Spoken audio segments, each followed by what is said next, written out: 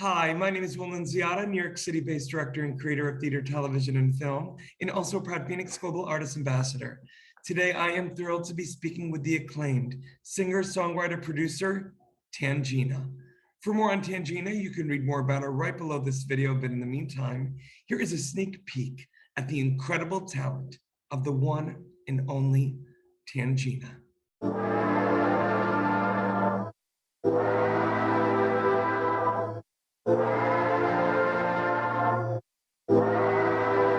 When we get so petty, how we start this fight.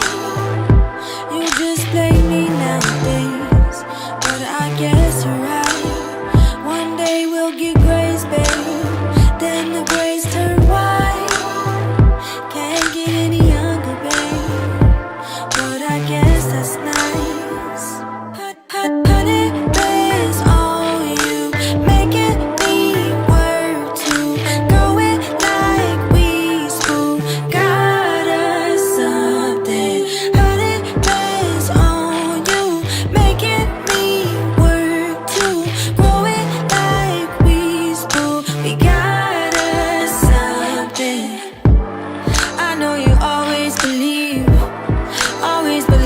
in me, always believing in we built this shit right off the ground.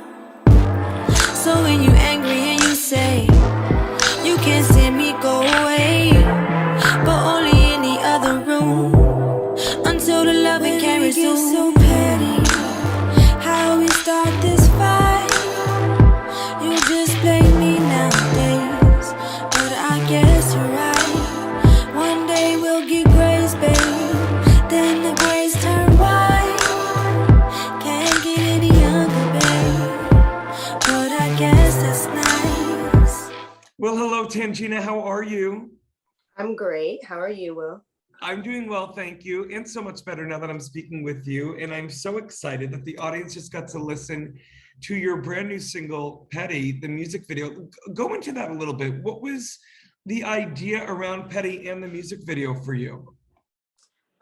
So Petty was really a song that I wrote thinking about quarantine and relationships, really. I think just being in quarantine when the pandemic first began, all of us were kind of forced to look within, even if we weren't ready to. And so I was just reflecting on a lot of that stuff, and in terms of my relationship with my partner. And there's just a lot of things that we had to acknowledge about ourselves.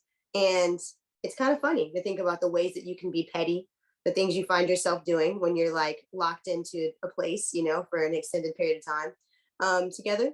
So yeah, I was thinking about all of that and just really wanted to have like an honest moment about relationships, because I think that people don't talk about some of that stuff a lot. Like, I think it's just, we have to normalize those things in relationships. The fact that sometimes you'll have hard conversations. Sometimes you'll have to be accountable for something really petty that you did. Yeah, and that's really it. And I think in the music video actually was inspired by the only two queer women that I had examples of, growing up, my older cousin and her partner. And so the video kind of has a 90s theme to it because I grew up in the 90s, a 90s kid, and just looking up to my cousin and her partner. And so I kind of wanted to pay homage to them and just to all my queer elders by channeling that. Yeah. That's amazing, Tangina. And I mean, look at you are a fusion of soul rock, electronic, R&B, all the while being an acclaimed singer, songwriter, producer, and a queer artist of color. I'm thinking about the little girls that are going to one day be paying homage to you because of your unapologetic way of still shedding light, that you make a choice to shed light with your platform. And not only that, I'm curious to know with this whole notion of, a time where we've been all forced to investigate, I think, the superfluous in our life and look within. I want to dig deep a little bit more on that and ask if you were able to even dig deep in during this time and face maybe young Tangina and speak with her and see her. What was that about Yeah. for you, if you did? Yeah, I mean, that's a huge part of it. That's something that's definitely a big part of the journey for me over the last year. And it actually sparked me, writing. I have a whole album that's coming out this late fall. and it's called Pisces. And right before the pandemic, I had like a new label deal and a tour lined up, and then lost all of that and was at home like sick with COVID on my birthday. And it was terrible. Like I think New York City locked down around March 14th, and my birthday was March 12th, and I got sick on March 13th. Oh So my I was like the gosh. first one of the first wave of people that had COVID. It was pretty crazy. Wow. And then I just like lost everything. Like I pretty much lost my job in the industry. It was terrible. And so I started writing for the first time, not for any real purpose, just for my own healing, not for any real purpose, as it pertained to a release or, writing this music to share, writing hits, none of it. I wrote for me for the first time in a long time. And I got really in touch with my inner child for sure, and had a lot of conversations and settled a lot of things. And I actually decided to call the album Pisces because I began writing it in Pisces season. And I'm a Pisces. I'm a very sensitive person. And I feel like that's something that I've looked at for such a long time as a burden instead of a strength. And it's not. And so that's something that I've been conditioned to do, since I was a child, to kind of like compact my emotions and to, push them away and hide them, not put them on anyone, because I was not I was raised by all fire signs and earth signs. And so I was the only like sensitive water sign in the family, and often people just couldn't like understand why I would cry, why I was always like so sensitive about everything. And so I think that's just something that I finally am embracing in my life as a strength. And I just talk a lot about that on my album. I talk about my own interactions. I'm also a Leo rising and an Aquarius moon. And so it's funny because I present to people as a Leo, but in my real core, I'm a Pisces, and so my grandmother would always say when I was mad, I was sad as a kid. When I was mad, I was really just sad. So if I were really sad and I didn't want to like expose that to people, because again, all fire signs and earth signs around me, I would just pretend I was just angry instead. So then I'm behaving like a little Leo. And so I've just learned that that's been my defense mechanism for such a long time. So I definitely had to dig into those things over the last year and a half. We're only on 2 years of this now. But yeah, over the last year and a half for sure. And it's been great. It's been really great to do that digging. And it's interesting. I don't think that I definitely don't think I would have had the time to do this work that I've needed to do for such a long time without Yeah. this space, I mean, So you bring up a really good point too. And by the way, thank you for getting vulnerable and really digging deep into that. I'm literally just going off of my perception of you in that, you're obviously someone who has done the work and continues to do the work. You seem like a type of person, and I can relate if this is the case, that you were maybe conditioned a certain way that was really against what your true core was, whether it was yeah, you were told you were too much or maybe over dramatic or should yeah, be being so sensitive. And again, push, push, push.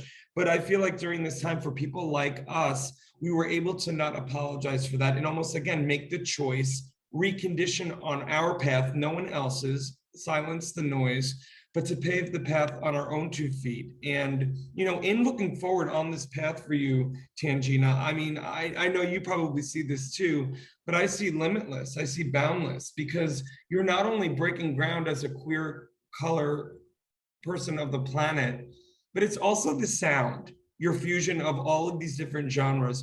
I want to know what you're excited about music-wise in terms of getting out there with this yeah. new kind of vigor and fortitude and conviction. Yeah, I'm really excited to release my album because it's the first time I think that my album meets my own personal standards of music, which is really nice. And when I say that, I mean everything that I've worked on before. I At one point in time, I definitely was attempting, still not doing the best job at it because I like to color outside the lines, but I was attempting to write music to fit an industry. And now I'm writing music that I know will change an industry, and I'm at peace with that. The fact that I release music that, like, I mean, if you heard I just released a single on Friday called Easy. And if you heard that, it's a drastic difference than like, Petty or a song I released before that called Air. I dibble dabble with EDM, you know what I'm saying, with alternative music, with pop, with Afro beats. Like I dabble with everything. And for me as a Black artist, I do that in protest of the fact that Black artists have been pushed out of so many of the genres of music that we've actually pioneered. And so I think it's important to take up space in all of those things, you know? And so for me, I can't write just R&B music because that's not me. I love all of it. And so I want to write the music that makes me feel good. And so my project is such a genre blend. It's just so many things. And it's really great because I'm releasing it with my new label partner, 88 Warner. So the Warner team's involved, which they're amazing. It's going to be awesome. And it feels really great and affirming that I have a team of people that really get the sound that I'm going for. They get it. And which is like just coloring outside the lines. Pretty much the only thing in common with every song on my album is that I'm on it, you know? And so I think it's, and also a lot of the songs on my new album are my own productions, which is really great for me to finally share with the world as well. And yeah, I think I'm just excited to continue to push the barriers. I'm really excited to continue to transcend all the bullshit in the industry and to just make music for the sake of that. When I began writing this album, I wasn't writing it with the intention to release it, actually. I was writing with the intention to just release it from my soul, and that's it. And wherever those songs like sat on my computer, they would stay. And then I started playing them for people, you know, in my close friend circle, and my friends really loved the songs. And then my manager's like, I'm going to show these to some labels, and like, I think we should play these and like maybe see if we can, you know, get a deal to release this project.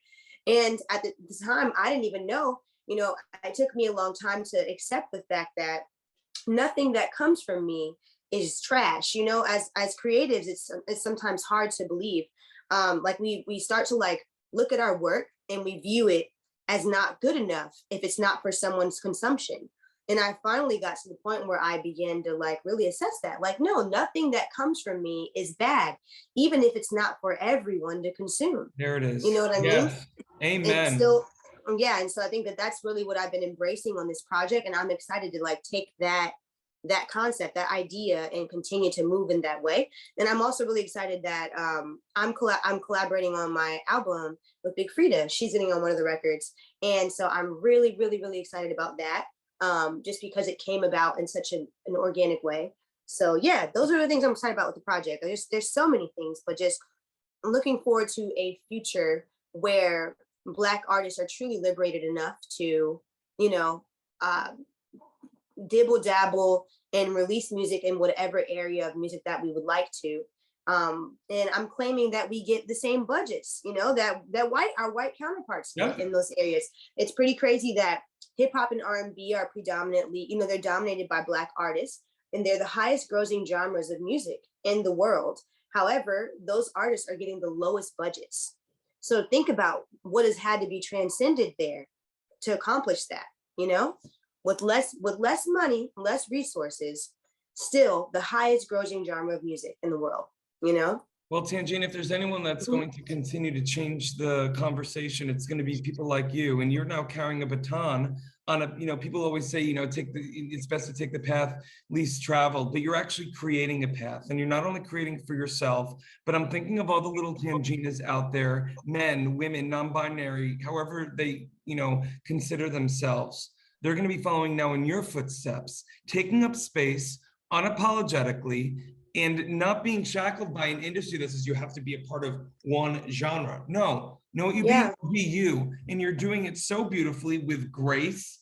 And listen, I just want to let our audience know, for more on the amazing, I had to take a breath. I'm very passionate about what you represent, Tangina, and who you are. Thank you so much. I'm very moved by you. I appreciate it. For more on the amazing Tangina, you can read more about her right below this video. Tangina, God bless you, and thank you for your time today. Thank you so much, Will. I appreciate it.